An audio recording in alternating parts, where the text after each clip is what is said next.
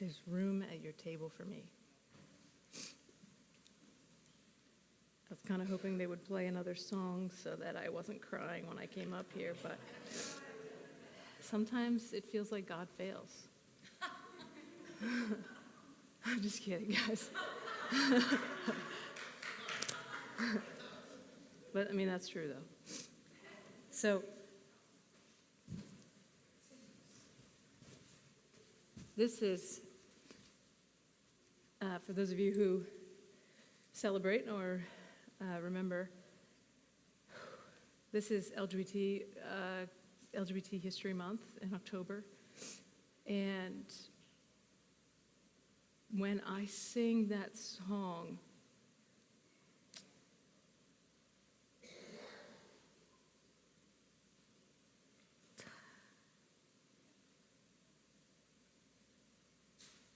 just come with me.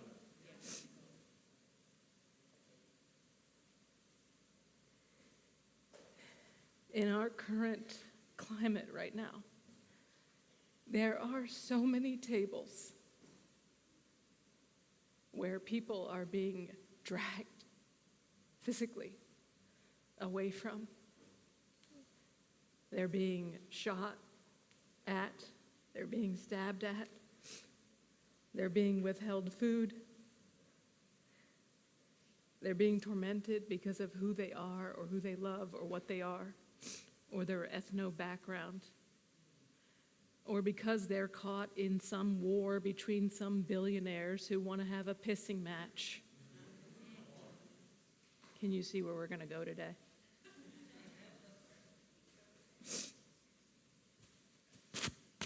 And when I sing that word, there's room at the table for me.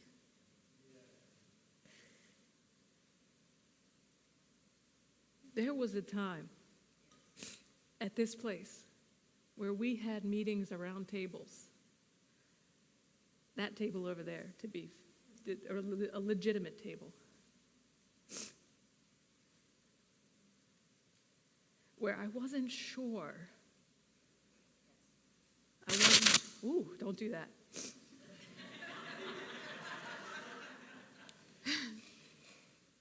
Where I wasn't sure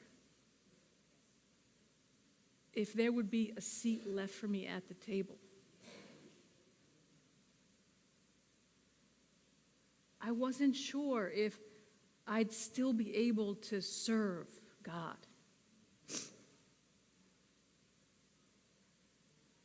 Because there are systems that we see all around us, everywhere we go, that are creating these man-made rules to determine who's in and who's out, who can participate and who cannot, who can make a difference and who can change things and who cannot.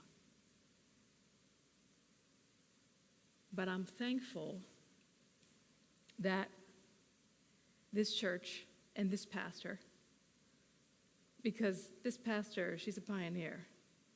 She's not funny business. She's, yeah.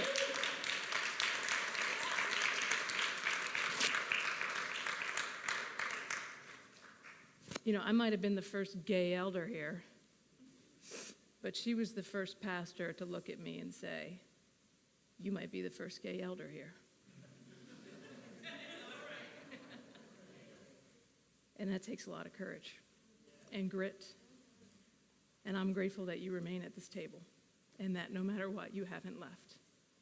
And that's not lost on me, and I hope it's not lost on you.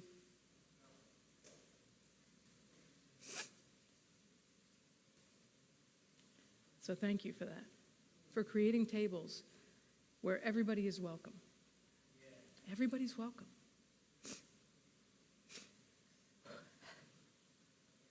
And we all have a calling in this place. No matter who you are, what you are, where you are, what you look like, who you love, even what you believe politically, everybody has a place to step up, pull up a chair at the table, and I'm not going to move too much, and get work done. Today, it's like you're on an interview, and I'm going to give you a job. Do you guys want a job? I mean, I know. Cindy, you're fired.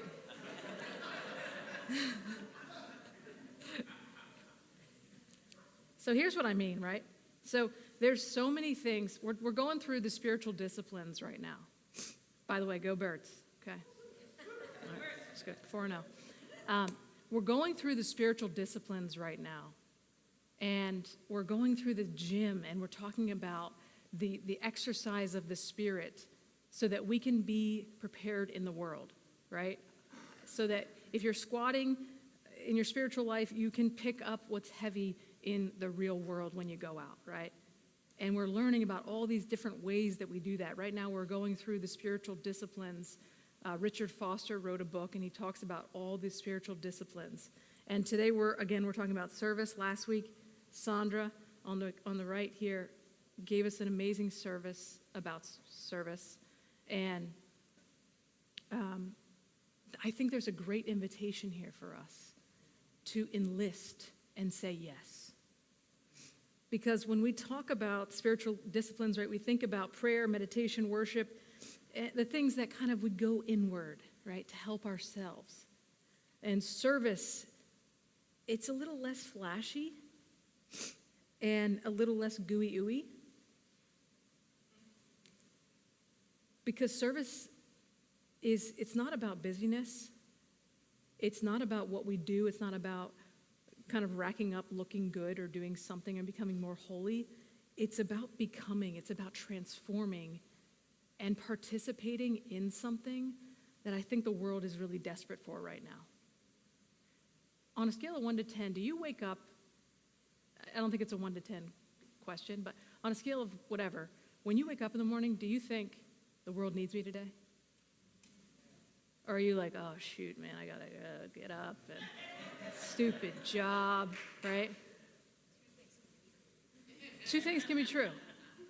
But when was the last time you woke up and you're like, somebody needs me today? Right?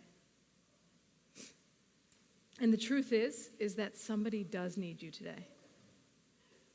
Service is not a list of things that we do or something we check off, but it's a way of living in which we participate with the divine on, in which we live with intention. It's not, oh, I did this mission trip and I can check it off and say I'm a good Christian.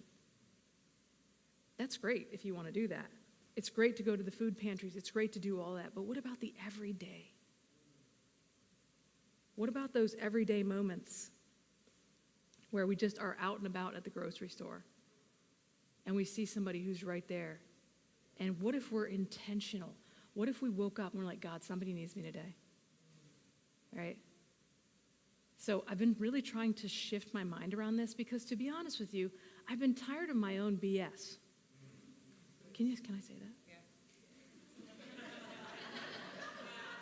She's the boss. Do you ever get tired of yourself, right? Where you're like, oh my gosh, I'm just so distracted. I'm focused on all this. I'm complaining about all these things. I'm weighed down by everything I'm reading on social. Every time I open social media up, I'm like, oh my God, the world's going to crap. Right? And you just feel worse and worse and worse. And what happens to your like servo meter the more you feel like crap about the world? Right? Just goes down. You got nothing to give because you're just pissed off. You just feel like, oh, why does it even matter? Like this drop in the bucket, is this even going to do anything? Right? And so I've been trying to shift the way that I wake up. And I want to tell you a quick story, not to get any points or anything because I've already logged them. So God already knows, okay? So I've been waking up all week. And I've just been like, okay, God, like, I'm ready. Because I've just been kind of like sick of being in my own cycles, of just wasting so much time being mad about the problems of the world, but not participating to make them better. And so I woke up yesterday, right, I'm in the motion. I'm like, I think I'm going to go to the grocery store to get s'mores for Allie and her mom because they're going to come home, whatever. So I go into the grocery store, right? As soon as I go in, I see my cousin who her grandfather just got a terminal diagnosis. And I happen to run into her, and I go, Jen, and I open my arms up, and she just starts to weep in my arms. And I'm right there. I got a slice of pizza. It was terrible. And I'm holding pizza and green apples, and I open my arms like this, and it was just that she said, I needed to see you right now. And then I went down the aisle a little bit more because I couldn't find the marshmallows. They're 19B in Wegmans, if you care. Like all the way at the bottom, like hidden back. And then I ran into my neighbor, and she's like, oh my gosh, I can't believe I'm going to see you. Right? I got bit this week, and I'm going to all these things. I started this new job, whatever. I'm just listening to her. I'm like, okay, Lord, this is how this is going, right? I'm like, yes. And I start to feel that like, you ever feel that? Where you feel like you're in flow, and you're like, oh yeah, we're in flow, like things are happening. Now, granted, am I changing the world by doing these things? Yeah. I'm not changing the world, guys, but I may be changing somebody's world in that moment. That's what I'm inviting us into.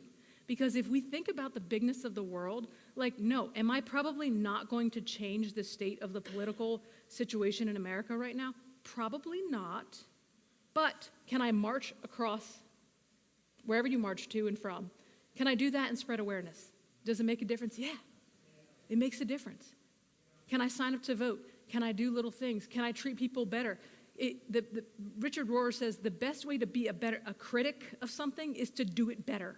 Not just be a critic and say what you wish were different in the world, but it's to show up and actually do it different in the world. Like, because we just want to run our mouths and be like, this is so stupid. I can't believe this. These people hate me. Right? And down goes your energy into the toilet to help nobody, to have no energy left to actually rise up and serve, to rise and shine, give God the glory, glory. I don't know where that song came from. Right? Rise and shine, give God the glory, glory. Anyway, so I saw my neighbor at the grocery store, and then on the way out, I see this couple behind me. I don't know, there was just something, I saw their grocery list, because sometimes I want to do something nice and pay for people's order behind me, but like sometimes I'll see it and I'm like, oh, it's way too much. I'm not doing it right now. And so I look back at the people and I'm like, is this all you're getting? And they're like, yeah. I'm seeing, because I've seen these TikToks where people are like, I'll pay for it. And then they're like, oh, actually, here, I got Aunt Elma. She's got her stuff too. It's like $300. I'm like, I'm not there yet. Okay. So she just had a couple things of eggnog and like another thing of something else. And I was like, I'm gonna get your groceries today, okay? And you'd have thought that I gave her $1 million. I mean, we had church right there in the aisle, right? It was beautiful. It was me. It was her. Okay, I'm going to give you the demographics just because sometimes I think that's important, even though it's not, whatever. I'm white, right? I'm queer. And they're black. They're an older black couple. And then the lady at the register, she's wearing a hijab, and she's some sort of white, but she's converted to Islam. Or whatever, I'm probably saying it so wrong, I'm sorry, but I'm really trying. And so she's there, she's young, and she's watching this all unfold, and she is beaming. She's just like, what just happened? And like, we're shaking hands, and I'm like, God bless you, blah, blah, blah. I happen to wear this shirt on my back that says, everything's gonna be okay, just because I was like, whatever. And I had this moment, right? So that was three. That was three things. And I walked out of there and be like, oh, man. And you know what happens after that? It's not that I get points. It's not that I care that you guys know. It fills up my spirit, and I feel, because anytime like that I give a prophetic word or that I do something and I follow it and I'm like, oh, I'm right there. Like, I can't believe I ran into Jen after I talked to her aunt all morning about X, Y, and Z, and I saw her right there, after she just got a horrible text message, positioned, ready. And you know what I love about it? For me, every time it's a God encounter, because it's not me doing me. I mean, yes, it's God through me, but I love it because I get the through me. So it's an experience for me. And it's a booster for me of like, okay, I feel you, God. Let's keep going. And like any one of those things, right? It's not like, yeah, I have a master's of divinity, woo woo, right? But like that didn't dictate me being able to just have an open heart and be like, God, I'm ready to serve today. Use me, help me to be a little light and not put it under a bushel. Like that didn't require me being a minister. That didn't require me being whatever else I am. It just required me being ready and willing. What do you think? Okay, good. You guys I feel like you guys are with me, which is great. It makes it so much better than preaching when you guys are looking like this. So, ultimately, right, serving others is not about what we do. It's about who we become in the process. When Jesus, on the night that he's betrayed, he puts that towel around him and he serves. He's setting a precedent. He's saying, you guys are going to carry my legacy on, and I'm showing you that it's down, up, not up, down. It's low first and then high. It's bending over and serving and saying, I'm here for you. It's getting into the mess. It's being willing to put that towel around you, metaphorically, whatever it looks like, and go to your neighbor or go wherever you are and humble yourself and say, I'm right here. Can I wash your feet? And we don't do that in our culture today because most of our feet are pretty clean, mostly, but we do it metaphorically to serve one another, to wash each other's spirits in life, in love, in caring and spreading good news to people. But oftentimes in our world, right, we struggle because we get distracted. I was listening to this sermon the other day, and it was talking about the more distracted we are, the less we miss the everyday moments to engage and interact with what's going on around us. And sometimes we choose distraction because what's going on around us is, quite frankly, just unbearable. So there's an element of it where, like, yeah, I mean, a little TikTok scroll every once in a while will do you good, right? But when the TikTok scroll or when the mindless energy is just becoming the norm instead of the reprieve, that's when it starts to steal from the invitation to life and life abundant. If I'm constantly distracted and if I'm constantly thinking about everything else and not paying attention to what's right in front of me, then yes, I can avoid the difficult feelings of that moment, which is part of it, right? It's nice. I like to do it. I'm a total avoider of feelings. I seek comfort at all costs, and I love to comfort, and I love to eat bad foods, especially fried chicken and crumble cookies, right? So you see it on my internet. Like, to a certain extent, guys, we're just humans, okay? Nobody's talking to you here like we're automatons, and we're going to always get this right. But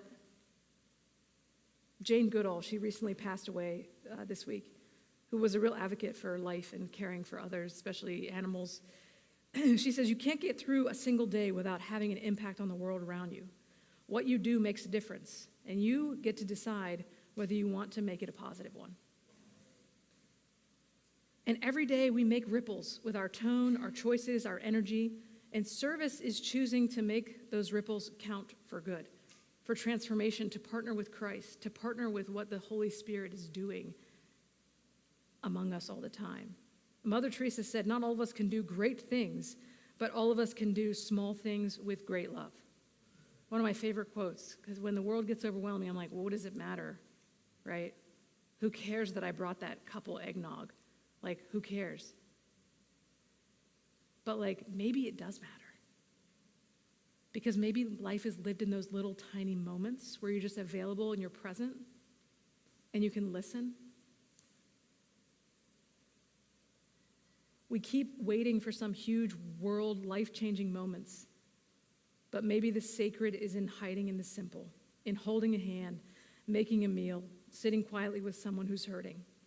That's service. That's where God can show up. Never underestimate those little everyday moments where you feel or you hear that nudge to reach out to somebody and you say, hey, you're just on my mind today. What's going on? And it happened to be the right time, or maybe they never answer you, but it helped them in that moment. In Isaiah 6, we learn about a man who had a very reason to feel unqualified. During Isaiah's time, his country was a mess. It was politically corrupt. Hello.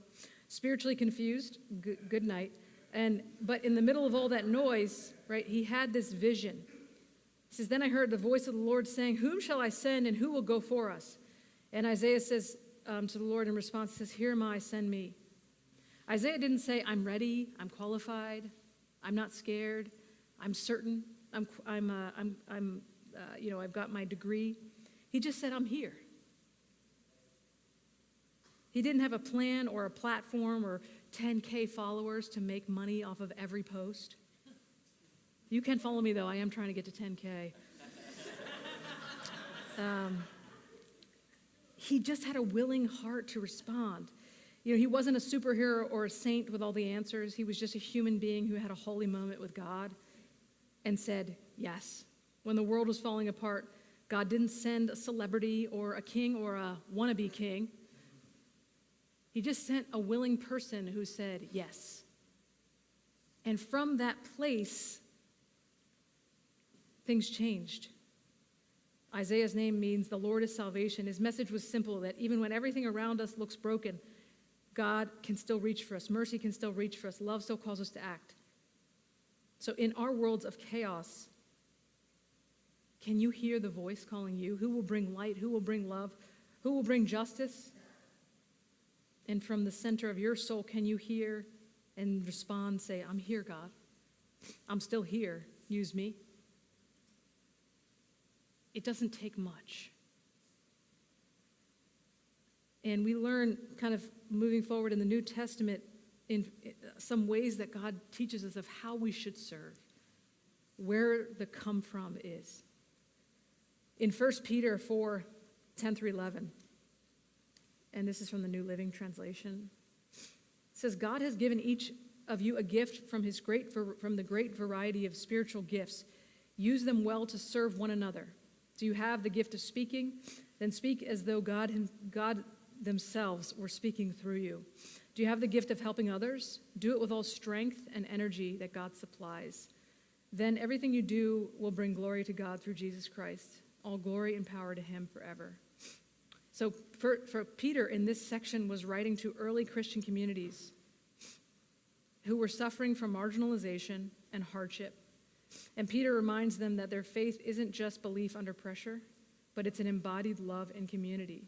He encourages them that even when things are difficult and they're suffering and they're marginalized, that each one of them has something to give to the community, has some way that they can support someone else. So one of my challenges is I want you to go home and I want you to just think about this and ask God, see, what's my gift? And it doesn't have to be ooey gooey spiritual sounding. Maybe your gift is that what is that called that you do? Needlepoint? Maybe your gift is that you needle. Oh, see, you've made babies in the church. You have so many disciples among you. Is that you do that needlework, that beautiful needlework, and you give it away. And it brings light and love to people. Maybe that's that. So I want you to just ask yourself, what's my gift? What's that one thing I can do? And maybe every day it's a little bit different. But every day when you wake up, what's my gift? And how can I give it away? It's the intention. It's living with the intention. And then in Galatians 5, one of my favorite passages, says, it's absolutely clear that God has called you to a free life. Just make sure that you don't use this freedom as an excuse to do whatever you want and destroy your freedom.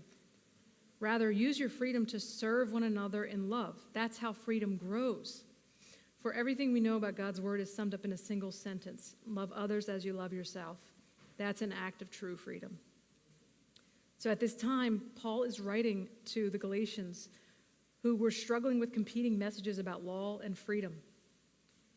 Some of them thought that they had to just follow these old religious rules to be accepted by God, and others were misusing their freedom to focus on self-centeredness.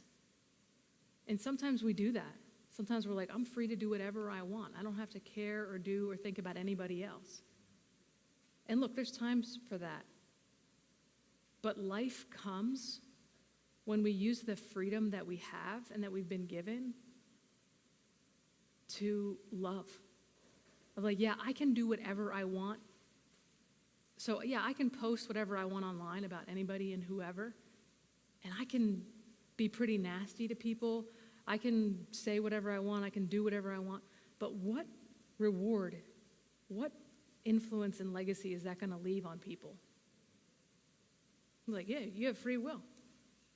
But we see the detriment of free will when it's not used to express love. But what if we took all of our freedom? We're like, yeah, I can say whatever I want. And you know what? I'm going to love you. Because I can. And you know what? I'm going to accept you. You know what? I'm going to go the extra mile. I'm going to try and bridge the divide right now. You know what? I love you, and I'm not going to be afraid to speak up on behalf of people who are marginalized right now. Peter and Paul say similar things, but different places. Peter says, serve because grace has been entrusted to you. You have everything you need inside of you deposited. You have the gifts, use them. And Paul says, serve because love has set you free. And free to do good, free to love. Together they can remind us that service isn't something we owe God. It's what happens when grace and freedom collide. That we can devote ourselves, that we can become servants to love, servants to bringing life.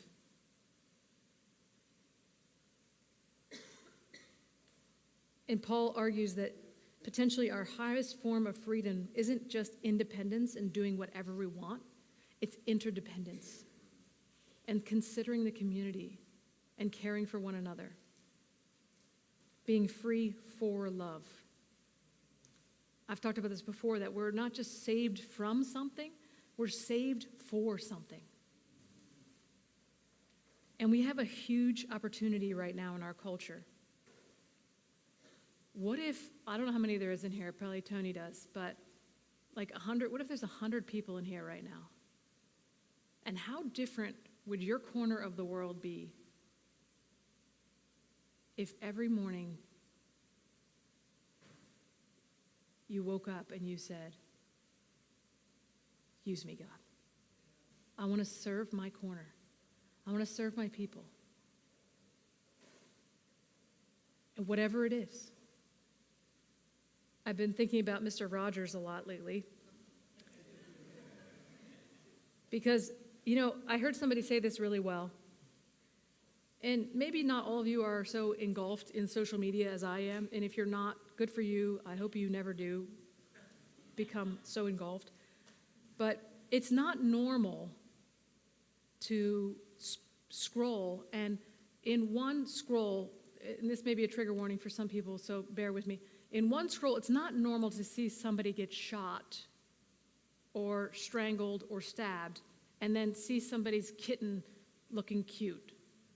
And then to scroll again and see somebody's puppy, and then to scroll and see what they're doing to trans people, and then to scroll and see the genocide, and then to scroll and see the stabbings of Jewish people, and then to scroll and see the puppies and like the pumpkin spice lattes.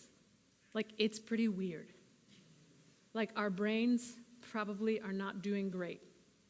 That's not right. You shouldn't watch a video of something and then just watch the next video and just keep going. It's affecting us. It's affecting our energy, even if you're just on the news. It impacts our souls. It impacts how we can show up, how we can give out. But Mr. Rogers, he said this: when I was a boy, I would see these scary things in the news. And my mother would say to me, look for the helpers.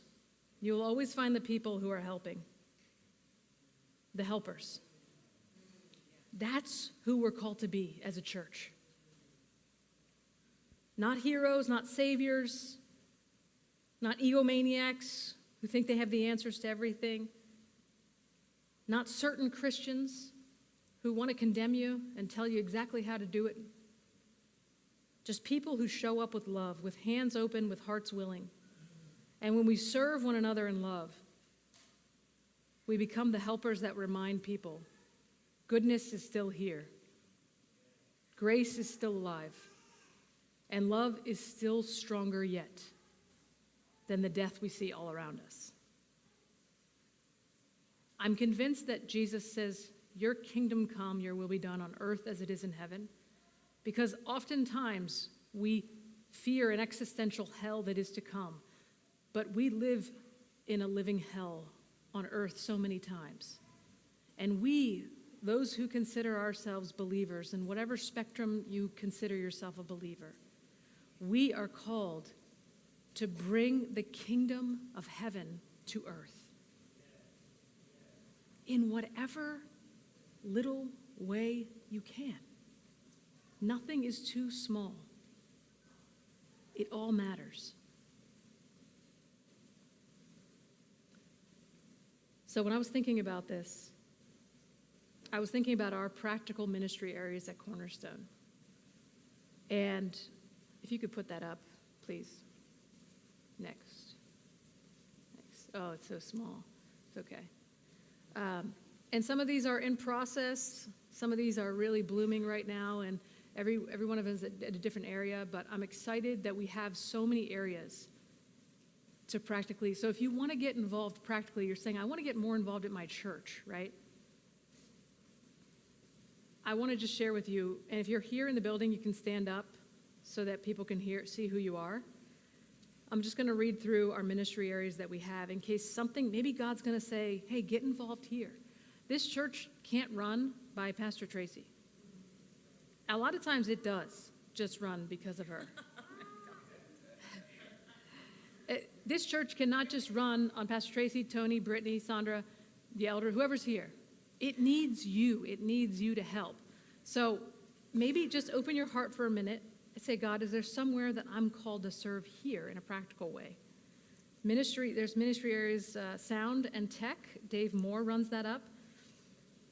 Children's ministry always needs your support. If Rashida and Natalia are here, we thank them for their service.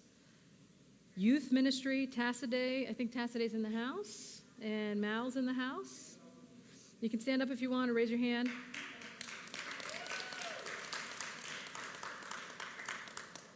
Community connection, we have Erica Brisbane right there on the slides.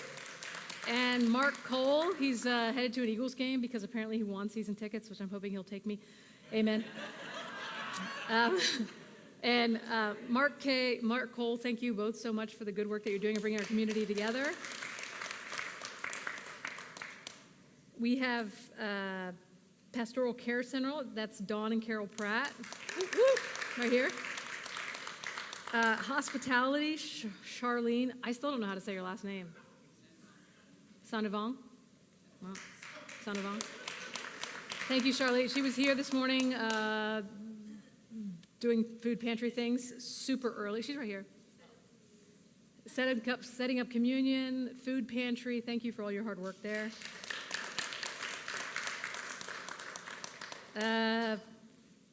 Facility and compassion. We got Tony Saletta.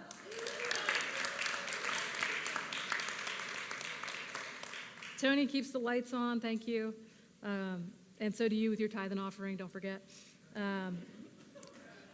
Ministry area, this is a newer one that we're just getting started, Illness and Disability Initiative. This is with Lauren Hall and Faith Lawfer. Excited for that, thank you. Fundraising, Sandra and Brittany Anderson. All right. And Deacon at Large, Ann Smith. That one feels so powerful. I'm like, can you do all things?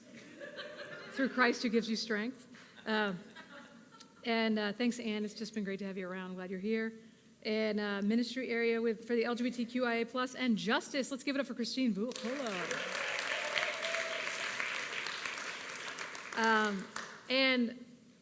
So if any of these areas really like struck a chord and you're like, hey, I want to learn more about them, I want to know about them, I want to maybe participate and serve, we could always use your help.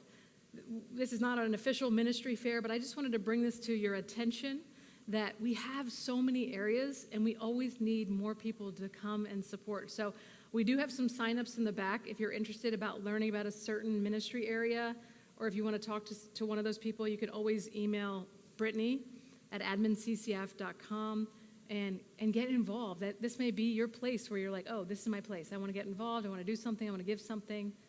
And also maybe it's you in your everyday life. So sign up in the back. Any questions on that? No, great.